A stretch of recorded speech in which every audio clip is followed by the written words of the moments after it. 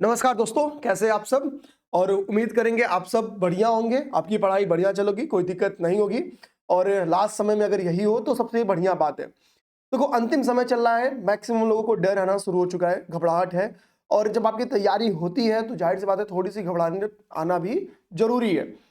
और इस समय ये भी लगना स्टार्ट हो जाता है कि यार कि बहुत सारी चीजें अपने लोग छोड़ रहे हैं, बहुत सारी चीजों पर रिस्क ले रहे हैं। क्या वो रिस्क लेना सही है? क्या अपडेटेड करंट अफेयर पढ़ना चाहिए? क्या अपडेटेड करंट अफेयर छोड़ देना चाहिए? पढ़ेंगे तो कितना फायदा होगा, छोड़ेंगे तो क्या नुकसान होगा? बहुत सारी चीजें, आपकी लास्ट का दौर है तो रिवीजन भी कई सारी चीजों का नहीं हो पा रहा होगा, क्योंकि रिवीजन भी तो अपने को बहुत ज्यादा करना है। तो किन किन चीजों का रिवीजन किया जाए, किन को छोड़ा जाए, लास्ट में ये चीजें बहुत ज्यादा परेशान करते हैं। और इसके बीच में अगर कोई ऐसी घटना हो जाए जिसमें समय जाए तो थोड़ा और दिक्कत की बात आती है। हम लास्ट 10 डे की बात करेंगे, कुछ भी अनर्गल बात नहीं करेंगे, उतनी ही बात करेंगे जितने में आपका रिवीजन हो जाएगा। विश्वास रखो, आप कुछ भी नया पढ़ोगे तो 3 4 5 नंबर बढ़ाओगे, लेकिन अगर पुराने का रिवीजन करोगे तो 15 क्वेश्चन गलत होने से बचाओगे। अब आपके हाथ में निर्णय है कि हम 5 क्वेश्चन नया सही करेंगे या 15 क्वेश्चन जो सही कर सकते हैं वो गलत होने से बचाएंगे। ओके, क्योंकि अगर 15 क्वेश्चन आप गलत होने से बचा लिए तो 3 क्वेश्चन आपका 5 क्वेश्चन घर से भी बच गया, जो माइनस होकर बच जाता, तो नेट 20 क्वेश्चन की आप ले लोगे। तो कहने का मतलब है, पहली मेरी ट्रिक दिमाग में रख जाए मेरे भाई, ठीक है। नया पढ़ने से बेटर है, कुछ भी नया करने से बेटर है, ठीक है, कुछ भी न्यू करने से बेटर है कि आप ओल्ड का रिवीजन करो। ओल्ड इज गोल्ड, ठीक है, ओल्ड का रिवीजन करो। अब ओल्ड का भी रिवीजन क्या करना है, इसको समझो। आपने मेरे भाई करेंट अफेयर पढ़ा होगा, कहीं से तो करेंट अफेयर पढ़ा होगा। ध्यान देना, आप करेंट अफेयर 10 दिन पढ़े हो, 20 दिन पढ़े हो, 10 बार पढ़े हो, 20 बार पढ़े हो, कोई बहुत मतलब नहीं है। अगर आपने लास्ट के 5 दिन में, लास्ट के 5 डेज में, अगर आपने, या लास्ट के 1 वीक भी कर लो, आपने रिवीजन नहीं किया तो बहुत सारे फैक्ट्स आपके भूल जाएंगे। आपको समझ में नहीं आएगा कि किस रैंक में डेनमार्क फर्स्ट पे है, किसमें नीदरलैंड फर्स्ट पे है, किसमें स्विट्जरलैंड फर्स्ट पे है, किसमें सिंगापुर फर्स्ट पे है। आप भूल जाओगे। आपको समझ नहीं आएगा कि किस इंडेक्स में रैंकिंग यूपी भारत की 63 है, किसमें 39 है, किसमें 129 है। सब गड़बड़ा जाएगा, हेर फेर हो जाएगा। तो आपका रिवीजन होना जरूरी है लास्ट के 5 डे में करंट अफेयर। आप अगर लास्ट के 5 दिन में करंट अफेयर अपना रिवीजन करते हो तो विश्वास रखो, बिना रिवीजन के जाओगे तो कम से कम पढ़ा हुआ 5 से 6 क्वेश्चन गलत करोगे, कम से कम गलत करोगे, 5 to 6 क्वेश्चन फैक्चुअली बेसिस पे, खास तौर पे। और अगर ये गलतियां नहीं करोगे तो एटलीस्ट इतने क्वेश्चन भी आपके सही हो सकते हैं। ओके, दूसरा काम, हमेशा, ये तो होगी हमारी करेंट अफेयर की बात। करेंट अफेयर में भी कुछ नया नहीं मेरे भाई। आपको पता होगा, आप सबने आई दृष्टि पढ़ी है, ठीक है। आई दृष्टि, आप, मैं आपको बता दूं कि जो आई दृष्टि की मैगजीन आती है ना, आपको पता है कि 90% लोग, आपके इर्द गिर्द में 10 लोग तैयारी करेंगे तो 90% लोग क्या होते हैं भाई, कि आई दृष्टि की करेंट अफेयर पढ़ते हैं, ठीक। प्रीलिम्स जिनका निकलता है, आप यूट्यूब पे वीडियोस जब आती है, इंटरव्यू के ड्यूरेशन आप सुनोगे तो वो कहते हैं कि मैंने आई दृष्टि फॉलो की। कुछ लोग थोड़ा सा पहले से घटनासार भी फॉलो करते हैं, ठीक है। खैर कोई बात नहीं है। आप आई दृष्टि की अगर मैगजीन को आपने किया है, आपको ये मैगजीन, इसी मैगजीन को रिवीजन करना होगा। अब आपके पास एक तरीका क्या है, हमने, मुझे पता है कि पूरी मैगजीन दोहरा पाना लास्ट के 5 दिन में, जो 3 4 बार पढ़ा होगा वो लास्ट के 5 दिन में रिवीजन कर लेगा, क्योंकि 5 दिन केवल करंट अफेयर तो पढ़ेंगे नहीं, थोड़ा सा रिवीजन अपनी पीवाईक्यू वगैरह का भी करेंगे। तो सीधी सी बात है ना, इसका एक तरीका है कि अगर आपने कोई शॉर्ट नोट्स बनाया होगा, पहला काम, अगर शॉर्ट नोट्स बनाया है तो उस 5 दिन में आप शॉर्ट नोट्स को करंट अफेयर का रिवीजन करना, आई दृष्टि बेस्ड, जो मैंने मान लो अंडरलाइन कराया, जो भी पढ़ाया, ठीक है।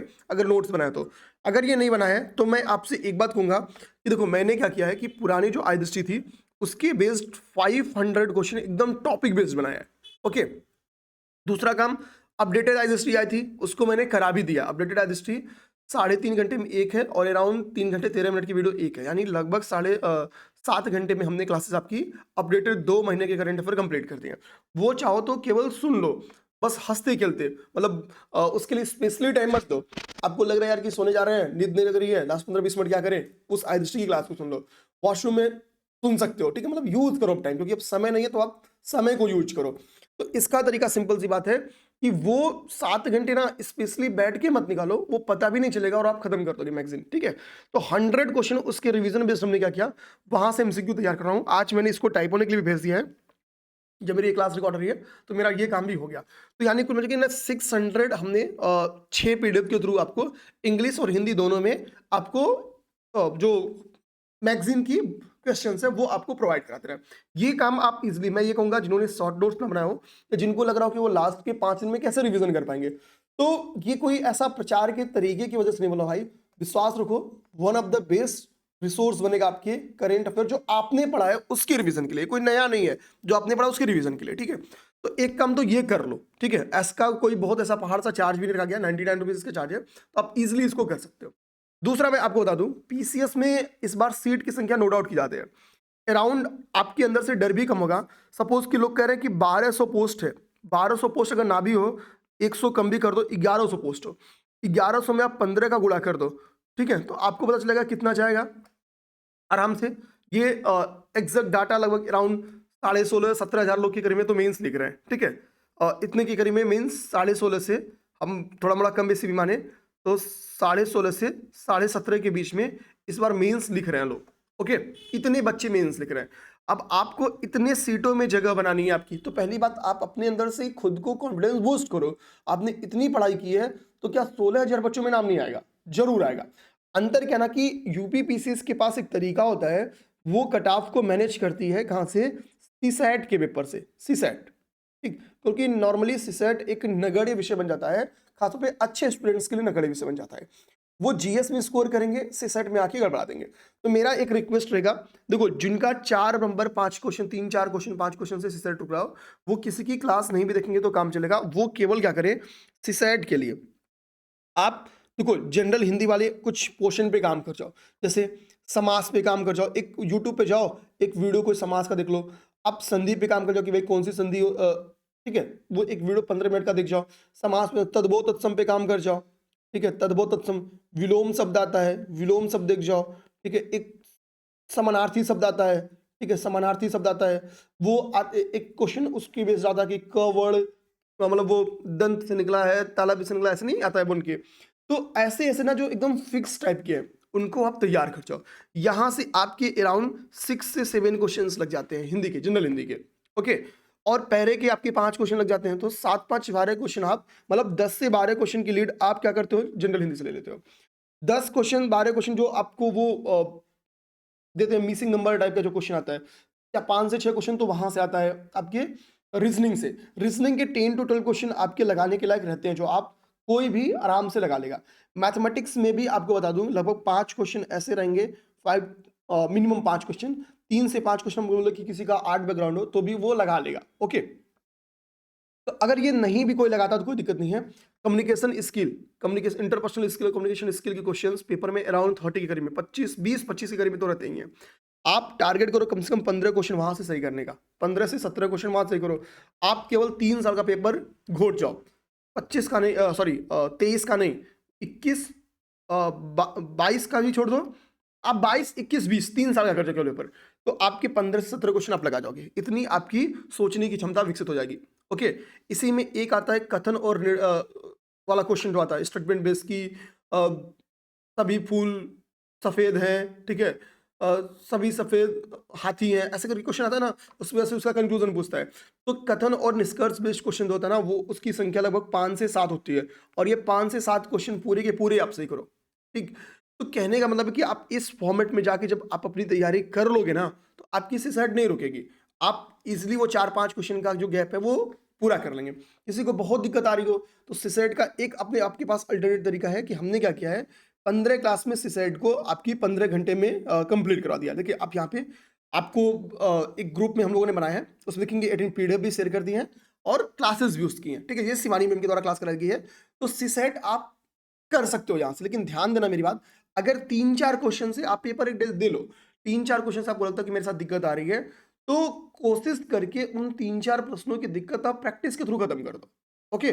बहुत दिक्कत आ रही है कि नहीं, लगभग 8-10 क्वेश्चन से रुक रहा है, तो मैं कहूंगा इनमें 15 क्लास है, आपके लायक टॉपिक भी लिखा हुआ है कि इस टॉपिक में इस क्लास है, तो जो आपके काम के लायक क्लास हो उतनी देख के काम खत्म करो। सारी क्लासेस कभी नहीं रखनी है सीसैट के लिए, ओके।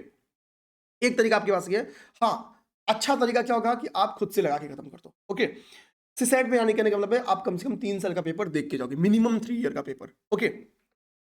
ये करने पे अब जीएस के लिए हमारी बात आती है कि सर हमको जीएस के लिए क्या करना होगा। पहली बात, अब अभी कट ऑफ के लिए मत सोचना कि हमको कट ऑफ कितना खींचना चाहिए या कितना जाएगा। देखो कट ऑफ का सोचने का काम आपका नहीं है, कट ऑफ मैटर करता है कि क्वेश्चन पेपर का लेवल क्या है, लेवल क्या है वो डिसाइड करेगा कट ऑफ क्या है। इस बार सीट की संख्या क्या है, इंक्रीज है, तो कट ऑफ उसकी वजह से क्या होगी, थोड़ी सी डिक्रीज होगी।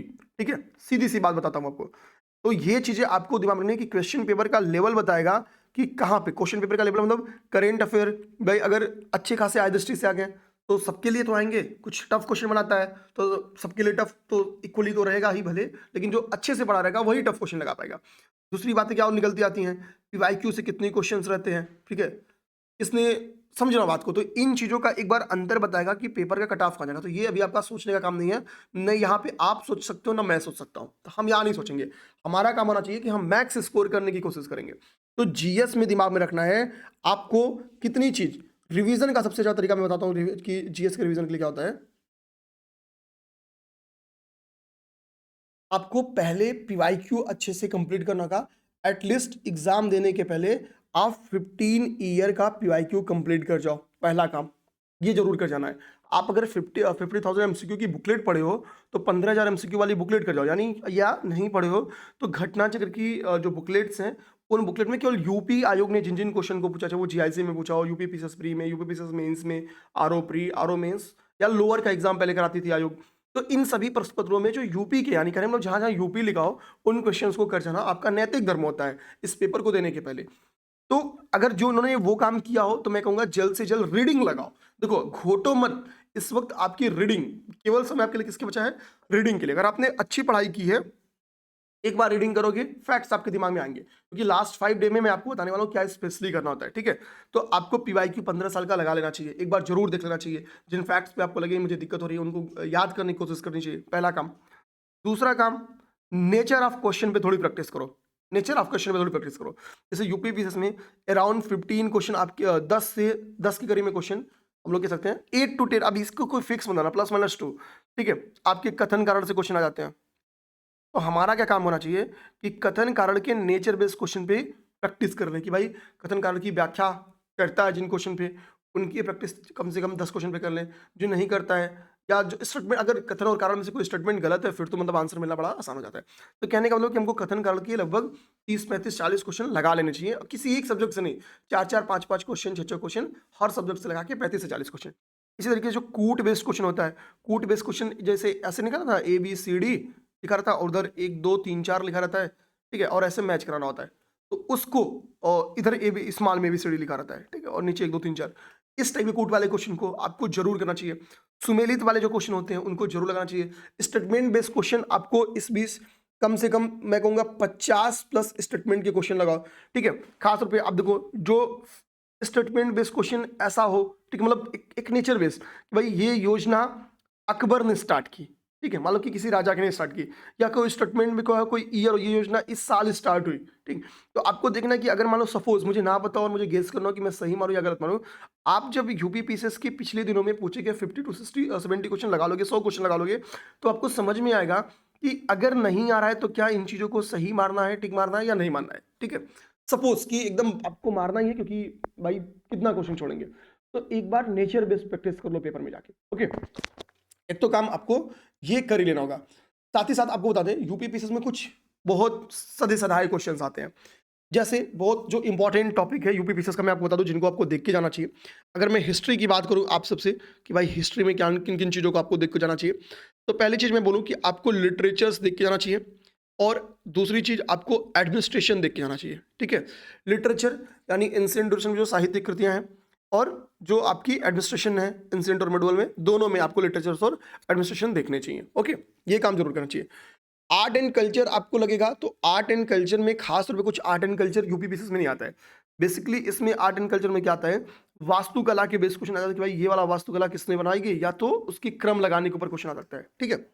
तो इसके अलावा यानी मंदिर वगैरह से, मंदिर या बेसिकली मतलब जितना वास्तुकला का डेवलपमेंट हुआ है उसी के base question art and culture में आते हैं। आर्ट एंड कल्चर को सेपरेटली पूछता नहीं है, ठीक है। आपको जो सबसे ज्यादा रिवीजन करनी चाहिए वो आपकी 1885 से लेके 19 हम लोग कह लें 47 तक की फैक्ट्स पे आपको काम करना होगा।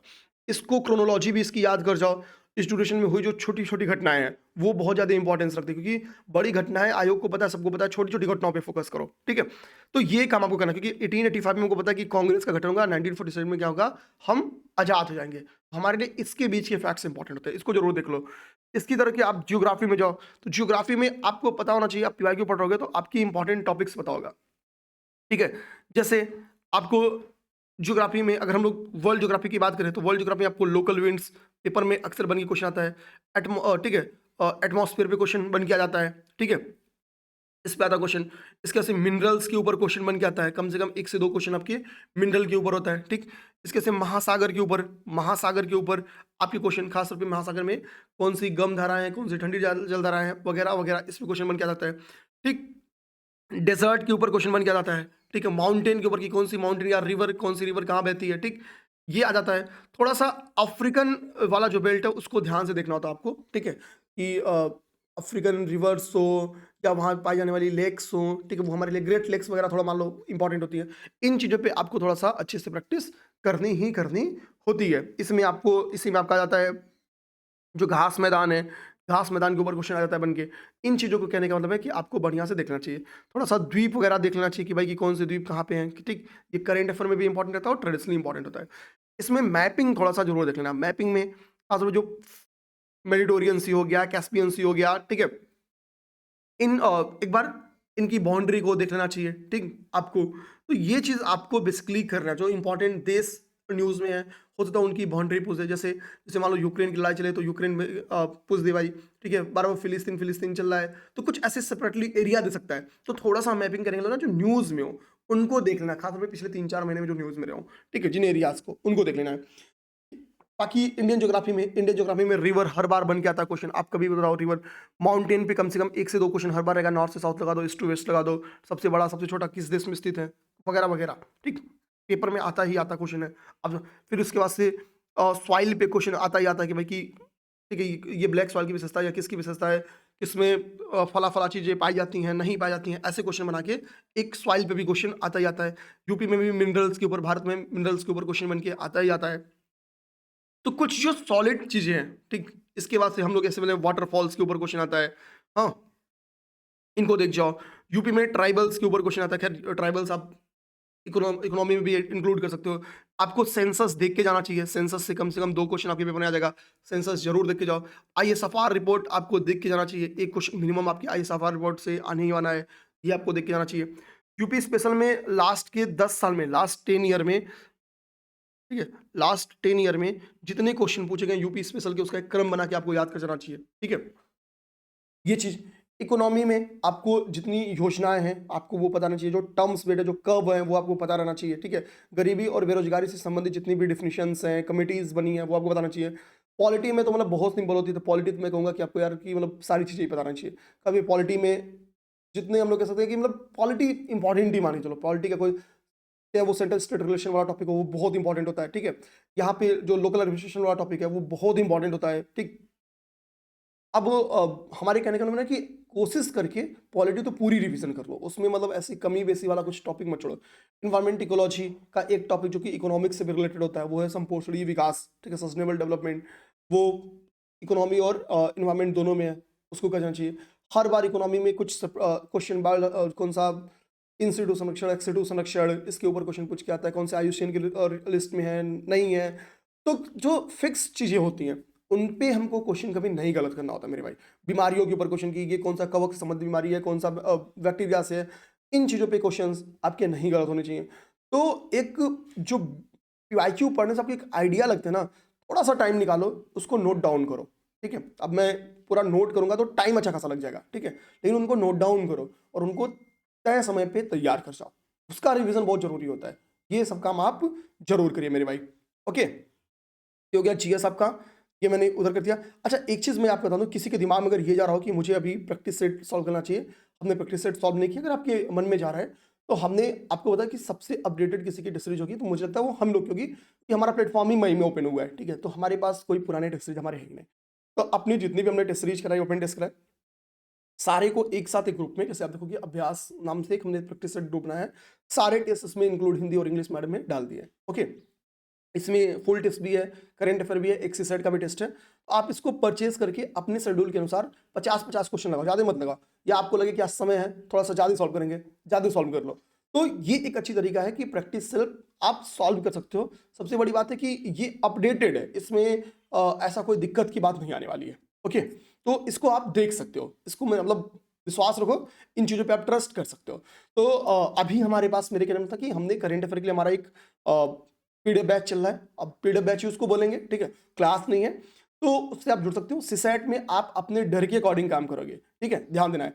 प्रैक्टिस सेट मेरा ये है कि कुछ तो लगाओ, भले थोड़ा कम लगाओ लेकिन कुछ लगा के आप जाओ। ओके, उम्मीद करेंगे कि आप सबके डाउट्स क्लियर हुए हों लास्ट के 5 डे में करंट अफेयर और यूपीएससी की पीवाईक्यू में आए हुए क्वेश्चन जो घटना चक्र पूर्वावलोकन में दिए हों वो आपको जरूर देखना है। ये मेरी आपसे अंतिम सुझाव रहेगी। बाकी कोई डाउट है तो आप कमेंट बॉक्स में कमेंट करना, वीडियो हम बना देंगे उसके ऊपर। जरूरत पड़ेगी तो आपसे लाइव जुड़ के बातचीत कर लेंगे, जरूरत पड़ेगी तो आपसे किसी न तो किसी माध्यम से संपर्क करके बातचीत कर लेंगे। लेकिन अपने डाउट्स अगर बता दोगे कुछ और रहेगा तो अच्छा रहेगा कि हम एक साथ उसकी वीडियो बना लेंगे। तो आप सब बढ़िया से पेपर दो, ईश्वर करे आप सब अंतिम रिजल्ट में आओ। प्रीलिम्स की तो बात ही दूर है, और जैसे जैसे प्रीलिम्स आपका निकलेगा मुख्य परीक्षा पे भी हम लोग जितोड़ मेहनत के साथ काम करेंगे। मेरा पूरा प्रयास रहेगा कि मेरे भाई बहन फाइनल रिजल्ट में चयनित जरूर हो, ठीक है, उसमें ही मेरी भलाई है, आपकी नहीं, केवल हमारी भी भलाई उसी में है। मिलते हैं हम लोग नेक्स्ट अपनी क्लासेस में। कोशिश करना है कि चैनल को एक बार जुड़ जाइएगा जरूर, अगर कोई सब्सक्राइब नहीं किया तो प्लीज। मिलते हैं नेक्स्ट क्लास में।